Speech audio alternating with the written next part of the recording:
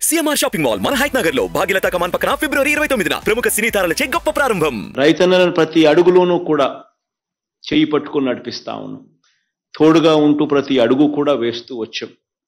నవరత్నాల్లోని ప్రతి పథకం దాదాపుగా రైతన్నలకు అందరికీ కూడా ఇవి ప్రతి పేద రైతన్న కుటుంబానికి కూడా ఇవన్నీ కూడా అందుబాటులో ఉంచడం కూడా జరిగింది.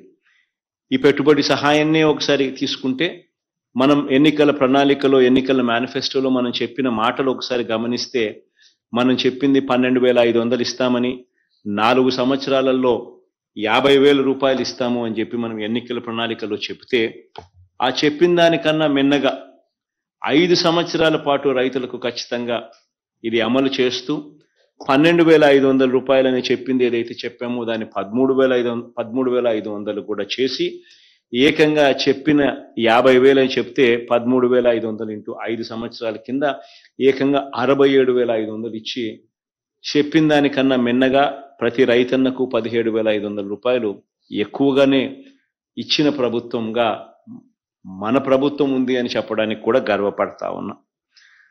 రైతు కష్టం తెలిసిన ప్రభుత్వంగా ఈ 5 సంవత్సరాలలో ప్రతి అడుగు కూడా రైతన్నలకు మంచి చేసే విధంగా, రైతన్నల పెట్టుబడి ఖర్చు తగ్గించే విధంగా, రైతన్నలకు తోడుగా నిలబడే కార్యక్రమం దిశగా అడుగులు వేశాం.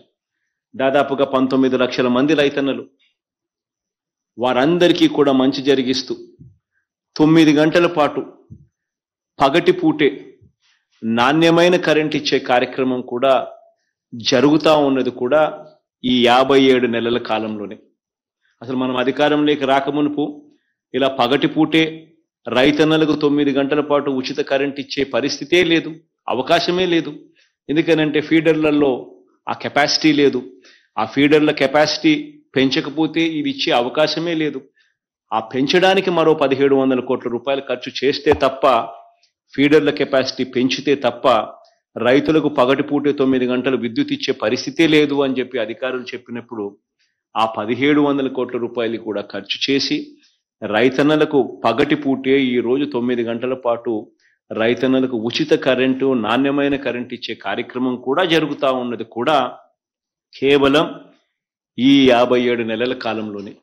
ఇలా ఒక్క రైతుకు మాత్రమే దాదాపుగా ఈ 19 లక్షల మంది ఈ రైతన్నలకు మాత్రమే ఈ పంపు సెట్ల మీద ఏదైతే ఆధారపడి వ్యవసాయం చేస్తా ఉన్న ఈ రైతన్నలకు మాత్రమే ఈ 9 గంటల పాటు ఉచిత విద్యుత్ పగటిపూటే ఇచ్చే కార్యక్రమం ఏదైతే జరుగుతూ ఉందో ఇదొక్క కార్యక్రమమే దాదాపుగా ప్రతి రైతన్నకు 45,000 రూపాయలు ప్రతి సంవత్సరం ఈ ఒక్క కార్యక్రమం ద్వారా రైతన్నకు మేలు జరుగుతూ ఉంది.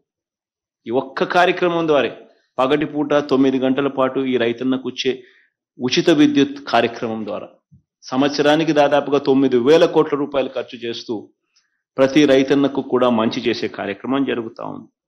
ఎప్పుడూ చూడని విధంగా, రైతన్నలకు ఎప్పుడూ కూడా జరగని విధంగా ప్రతి రైతన్నను కూడా తాను పండించిన మొత్తం వ్యవసాయ ఉత్పత్తులు, వ్యవసాయ పొలాన్ని అన్ని కూడా ఒక ఆర్బీకే పెట్టించి ఆ ఆర్బీకే ద్వారా ఆ ప్రతి ఎకరాన్ని ఆ ప్రతి సచివాలయం పరిధిలో దాన్ని ఈ క్రాప్ చేసి ఆ ఈ క్రాప్ ఆధారంగా ప్రతి రైతన్న తాను ఏదైతే పంట వేసాడో ఆ ప్రతి పంటను కూడా ఇన్సూరెన్స్ కవరేజ్ లేక పూర్తిగా తీసుకొని వస్తూ ఆ రైతన్న తరపున బీమా ప్రీమియం కట్టాల్సిన సొమ్ము కూడా రాష్ట్ర ప్రభుత్వమే కడుతూ మొట్టమొదటిసారిగా దేశంలో కూడా ఎక్కడ జరగని విధంగా రైతుల తరపున బీమా ప్రీమియం కూడా కడతా ఉన్న ఏకైక రాష్ట్రం కూడా మన రాష్ట్రం మాత్రమే అని కూడా చెప్పడానికి గర్వపడతా ఉన్నాను.